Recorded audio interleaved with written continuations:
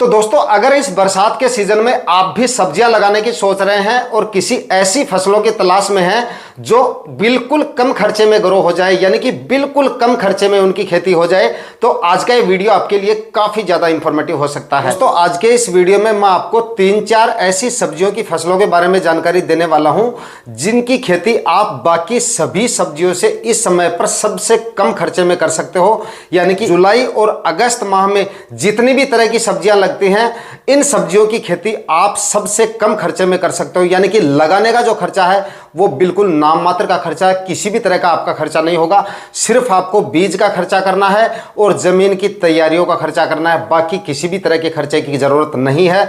कम खर्चे में और सबसे ज्यादा मंडी भाव आपको मिलेंगे, यानी बाकी सभी फसलों से ज्यादा आपको इनके मंडी भाव मिलेंगे और काफी कम समय में ये आपको उत्पादन भी देना शुरू कर देंगी। लगभग 35 से 40 दिन में आपको ये उत्पादन देना शुरू कर देंगी। सबसे ज्यादा मंडी भाव मिलेंगे, सबसे कम खर्चे में होंगी। तो ऐसी फसलों का चुनाव आप जुलाई और अगस्त माह में करके काफी शानदार प्रॉफिट ले सकते हैं। तो इन सभी फसलों के बारे में जानने के लिए आज का ये वीडियो आपको पूरा वॉच करना है। चैनल पे नए हैं या सब्सक्राइब नहीं किया है तो चैनल को सब्सक्राइब कर दीजिए और साथ में बेल आइकन भी प्रेस कर दीजिएगा ताकि समय समय पे आपको खेतीबाड़ी से रिलेटेड वीडियोज मिलते रहे। नमस्कार दोस्तों, मेरा नाम है सुरेश और आप देख रहे हैं खेत किसान झुंझुनू। तो दोस्तों, जुलाई और अगस्त माह में अगर आप मूली की खेती करते हो तो आने वाले दिनों में ये आपको सबसे ज्यादा तो उत्पादन देकर जाएगी और काफी शानदार मंडी भाव भी देकर जाएगी और कम समय में ये आपको उत्पादन देना शुरू कर देगी और काफी कम खर्चे में आप इसकी खेती भी कर सकते हो।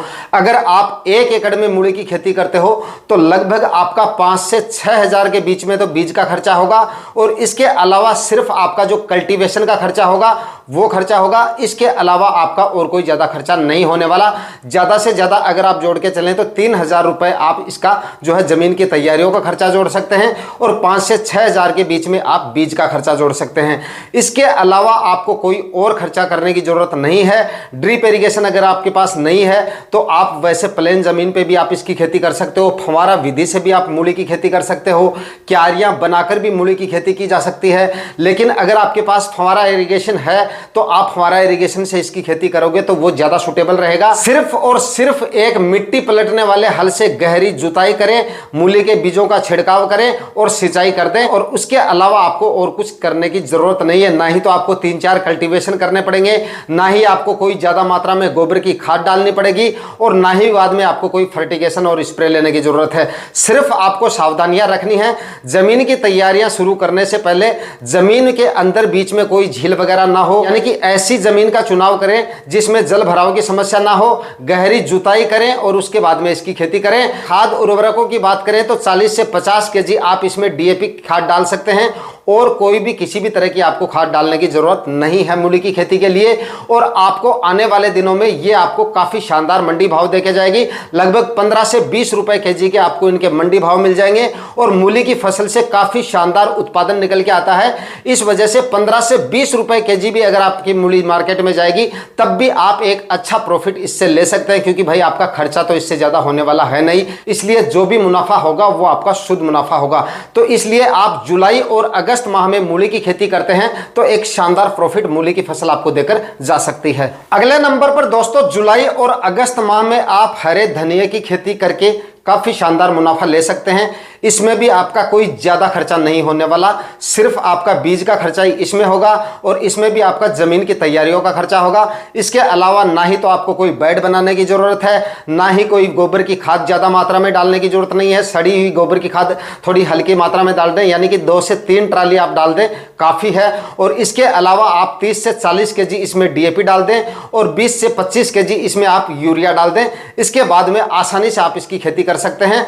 1 या 2 कल्टीवेशन काफी हैं। कल्टीवेशन करें और हरे धनिये के बीज का छिड़काव करें। उसके बाद में लगभग 35 से 40 दिन में हरे धनिये की कटाई शुरू हो जाएगी, यानी कि उत्पादन आपको मिलना शुरू हो जाएगा और मंडी भाव काफी शानदार मिल जाएंगे। लगभग 40 से लेकर और 50-60 रुपए केजी तक के आपको इस समय पर अगर आप हरे धनिये की खेती करेंगे तो तो इसके मंडी भाव मिल जाएंगे, काफी शानदार प्रॉफिट आपको इससे मिल सकता है। तो आप इस समय पे हरे धनिया की खेती करके एक अच्छा प्रॉफिट ले सकते हैं। अगर आप जुलाई और अगस्त माह में हरा धनिया लगाएंगे तब आपको इसके मंडी भाव सबसे ज्यादा मिलेंगे। और अगर आप गोभी की खेती कर रहे हैं इस समय, या आप चाहे फूल गोभी की खेती करें या फिर आप पत्ता गोभी की खेती करें, और बेड बनाकर अगर गोभी लगा रहे हैं तो गोभी के दोनों, बेड के दोनों तरफ, यानी कि बेड के ऊपर आपके गोभी के प्लांट आ जाएंगे और बेड के दोनों तरफ निचले हिस्से में आप हरे धनिया के बीजों की बुआई कर सकते हैं। इससे आपको और भी ज्यादा मुनाफा मिल जाएगा, क्योंकि इससे आपकी जमीन जो है वो कम रुकेगी। जितने एरिया में आपकी गोभी की फसल होगी उसी एरिया में आप हरे धनिया की खेती भी कर सकते हैं। ऊपर आपके बेड के ऊपर जो है वो गोभी के प्लांट रह जाएंगे और नीचे आप हरे धनिया की बिजाई करेंगे तो हरे धनिया के भी आपकी ग्रोथ जो होगी वो काफी शानदार होगी। प्लांट जो होंगे वो काफी अच्छे से विकसित होंगे, क्योंकि ऊपर गोभी के प्लांट होंगे। गोभी की छाया की वजह से हरे धनिया के प्लांट जो है वो और भी तेजी से ग्रो करेंगे, काफी अच्छे तरीके से ग्रो करेंगे।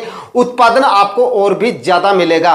गोभी के साथ में अगर आप हरे धनिया के बीजों की बुआई करेंगे तो उससे छाया की वजह से आपके हरे धनिया की जो ग्रोथ होगी वो काफी शानदार होगी और जगह की भी आपकी बचत हो जाएगी। इस वजह से गोभी के साथ साथ हरे धनिया से आपका प्रॉफिट एक्स्ट्रा निकल के आ जाएगा। तो गोभी के साथ हरे धनिया की खेती करके भी आप एक अच्छा प्रॉफिट ले सकते हैं। इसके अलावा दोस्तों इस समय पर यानी कि जुलाई और अगस्त माह में आप बिल्कुल कम खर्चे में पालक की खेती भी कर सकते हो। इसमें भी आपका जो खर्चा होगा वो बिल्कुल कम होगा, केवल बीज का खर्चा ही इसमें होगा और जमीन की तैयारियों का खर्चा होगा। इसके अलावा कोई भी खर्चा करने की आपको जरूरत नहीं है। किसी भी तरह के आपको कोई फर्टिगेशन वगैरह नहीं करने पड़ेंगे और किसी भी तरह के कोई आपको स्प्रे वगैरह भी लेने की जरूरत नहीं पड़ेगी।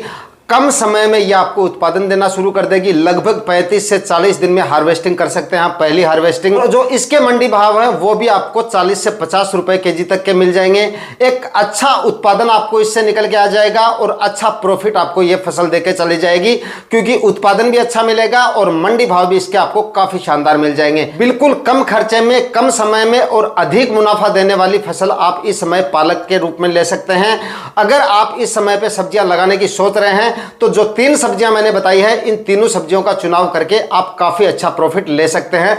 लेकिन अगर आप हरे धनिया की खेती करना चाहते हैं और साथ में पालक की खेती करना चाहते हैं तो यहां पर मैं आपको एक चीज और बता दूं, इससे आपका उत्पादन आपको और भी अच्छा मिल जाएगा। अगर आप लौकी की खेती कर रहे हैं तो साथ में आप हरे धनिया की खेती और साथ में पालक की खेती भी कर सकते हैं, क्योंकि बारिश के दिनों में अगर आप लौकी की खेती कर रहे हैं तो मचान विधि से तो आप इसकी खेती कर ही रहे हैं। तो 6-6 फीट की दूरी पर आप लौकी के लिए बेड बनाएं और जो बीच में स्पेस है उनमें आप हरे धनिया की खेती कर सकते हैं या फिर पालक की खेती कर सकते हैं। इससे क्या होगा, आपका उत्पादन जो है वो आपको और भी ज्यादा मिल जाएगा और आपकी जो जमीन है वो भी ज्यादा नहीं रुकेगी। जितने एरिया में आप लौकी की खेती कर रहे हैं उतने ही एरिया से आप हरे धनिया और पालक से एक्स्ट्रा मुनाफा निकाल सकते हो। कि दोस्तों लौकी की फसल के लिए जो आप लोगों ने मचान तैयार किया है उसके नीचे अगर आप ये दोनों फसलें लगाते हैं तो छाया की वजह से इनका उत्पादन और भी ज्यादा आपको मिल जाता है, क्योंकि ये दोनों ही फसलें सर्दियों की फसलें हैं। सर्दियों में और अच्छे से ग्रो होंगी